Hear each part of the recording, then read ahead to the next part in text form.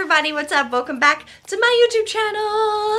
In today's video, we are going to be talking about why I chose a Green Cheek Conure and why I'm never choosing another one again. I usually don't do these kind of videos, but it's actually my most requested video ideas that I get are about my pets. So in honor of Yoshi's first birthday, we're going to talk all about Green Cheek Conures. Yoshikens in particular. Is he does a good boy? A backstory as to why I decided to go with birds in the first place. That kind of led up to Yoshi, but like I said, we're going to be completely all about Yoshi. Pretty much start from the beginning, looking for my first big girl bird, if you will, and moving forward. To this point last year, I told my husband, I was like, I have to have a bird.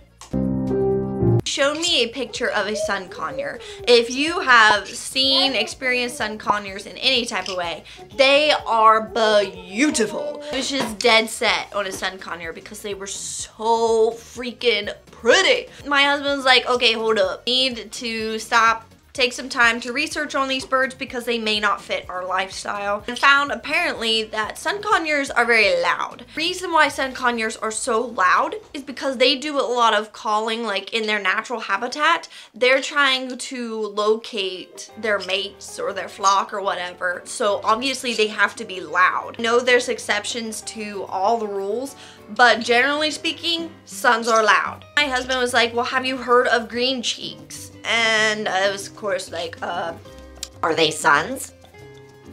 To be completely blunt, they're not. They're not as bright and colorful, and they're not suns. And I was kind of upset about it at first. I was like, yeah, they're alright, I guess. But he kept saying, look, they're really, really quiet, blah, blah, blah. You should really look into them. So I did. There's a lot of different morphs of green cheeks. Mine, my little Yoshikens, he is actually a yellow-sided green cheek conure. A few things, though, that you need to understand before you get a green cheek. You see? Give me kisses. Good boy. You probably hear Yoshi doing some very light chirps, and that is basically his just everyday talk. He does get a little bit louder when he's mad at me, which happens, and at his loudest, it just makes me kind of go, ooh. Even though that Yoshi may sound like the perfect bird because he's quiet, he's sitting on my shoulder being so good, there are some things that you need to know before you get a green cheek, and that could kind of be misleading once you do your research all over the internet because every bird is completely different. But I will tell you my experience, and hopefully it will kind of lead you in the right direction on whether you want to get a green cheek or not. First of all, birds are messy. That does not matter what type of bird you get, they are messy. I don't care what you read on the internet.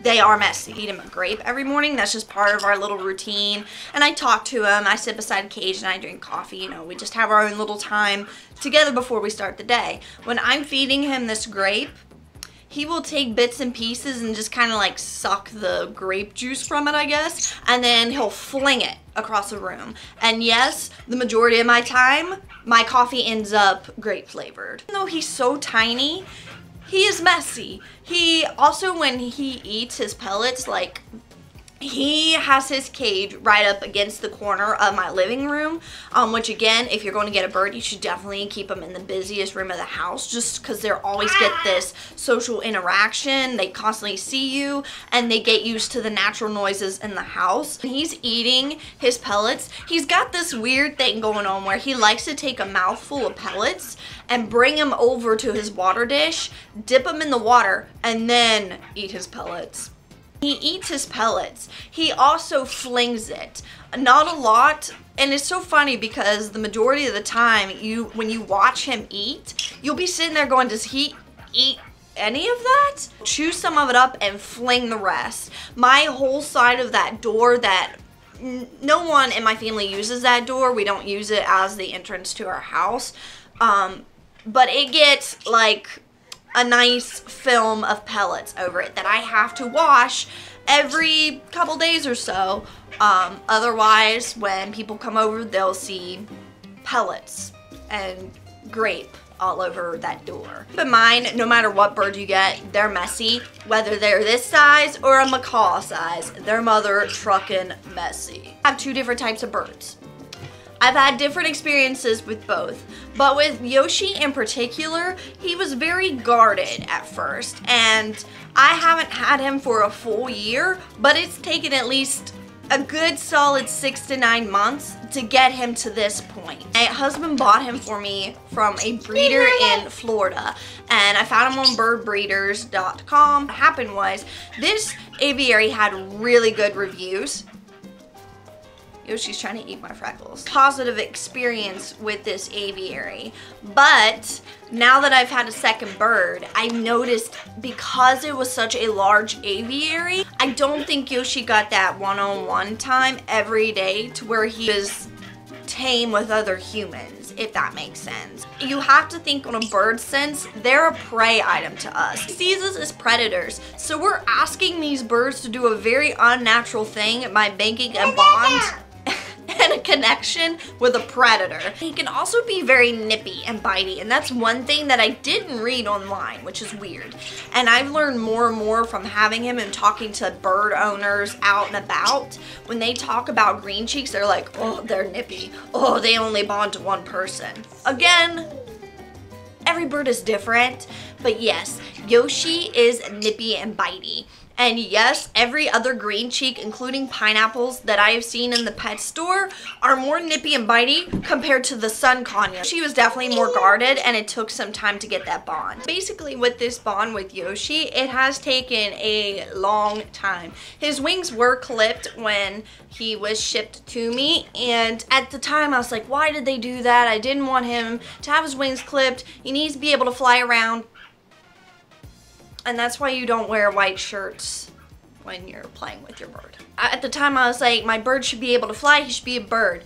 But now seeing it with my second bird, which his wings were not clipped, I understand why they do so. When there's no bond with your bird at the beginning, and if his wings are not clipped, he'll be flying around trying to escape or getting into things that he shouldn't, or potentially getting hurt. When Yoshi's wings were clipped, it was easier for me to work with him, and it was easier, like when I was trying to train him, that he doesn't fly away constantly, and that we established this bond. Now, as you can probably see, he is fully flighted. He has his flight feathers back now, and I don't plan on clipping them because he is so good with not trying to fly away. He usually, if he does fly, he stays in the living room or the kitchen if he knows that I'm in there. Now my new bird though, I had to watch, and I ended up getting his wings clipped, and it killed me to do so, but I know it's for the best here at the beginning, so we can work on establishing a bond. Comparing Yoshi to my new bird, Yoshi's a lot more nippy, and since he's a small bird, he kind of has that small animal complex where he thinks he's bigger than what he really is. Even though his bites do kind of hurt when he's really ticked off at me, but he never breaks the skin, which is another key thing. Since I have 2 little girls, I can't have this bird with a monstrous beak chewing my children's fingers off. It doesn't work. As much as I love macaws and cockatoos, they just wouldn't fit my current lifestyle. So that's something that I highly recommend that you do in the beginning, is take a look at your lifestyle. If you work, if you're gone for a long time, and find a bird that fits your lifestyle, because if not, and if you go on your natural reaction and getting a sun conure like I almost did, it could have led to a very unhappy situation and leaving a bird possibly rehomed, which is something that we try to avoid. Even though that I say Yoshi is nippy, he's messy, and it took a long time for him to establish a really good trust bond with me, it doesn't mean that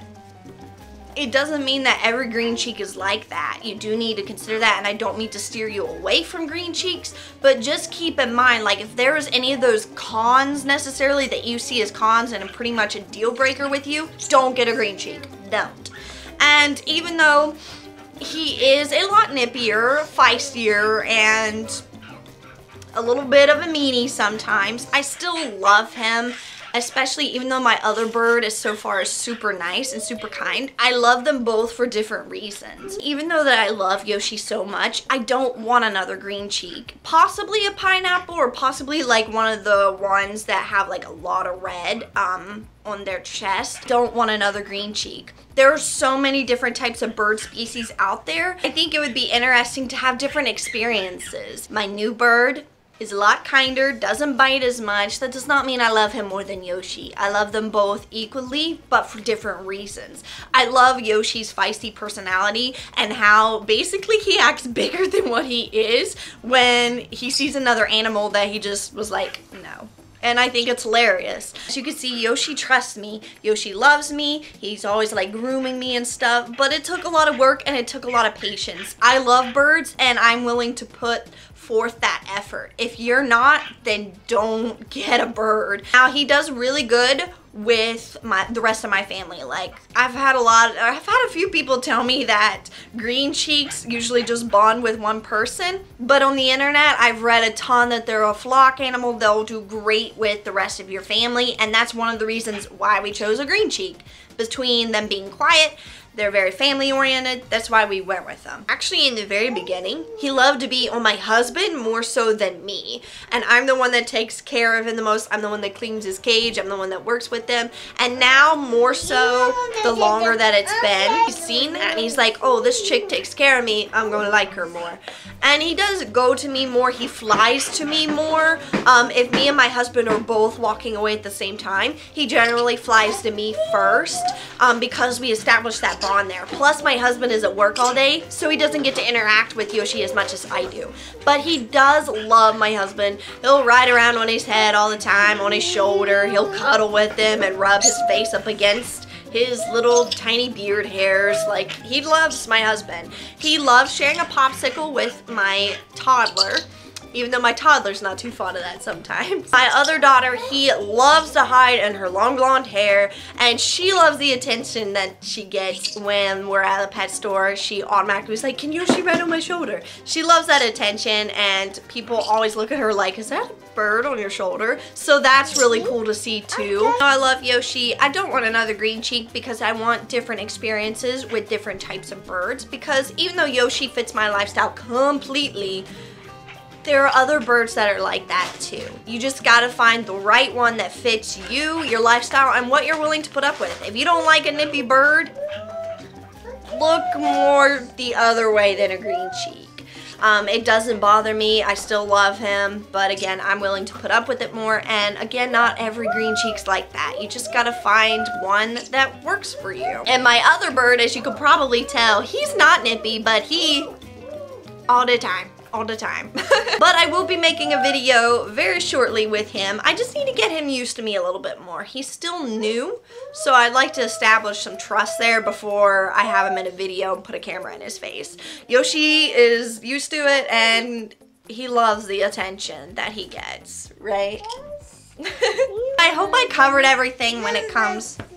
Then I went over all of the necessary important things that you guys need to know about a green cheek before you go and get one. If you do have any questions for me, leave them in the comments below and I will go through and answer them to the best of my knowledge. I am not a trained professional with birds whatsoever, if you haven't figured that out already, but I do love birds and I have a passion for them, and if I could house every bird in the world, dude, I would. This is just my experience, and I hope that you guys enjoyed this kind of video. It's different from what I usually do. Don't have any questions for me, still leave a little balloon and a birdie emoji for Yoshi in the comments telling him happy belated birthday. Thank you guys so much for watching, and I will see you in my next video. Bye, everybody.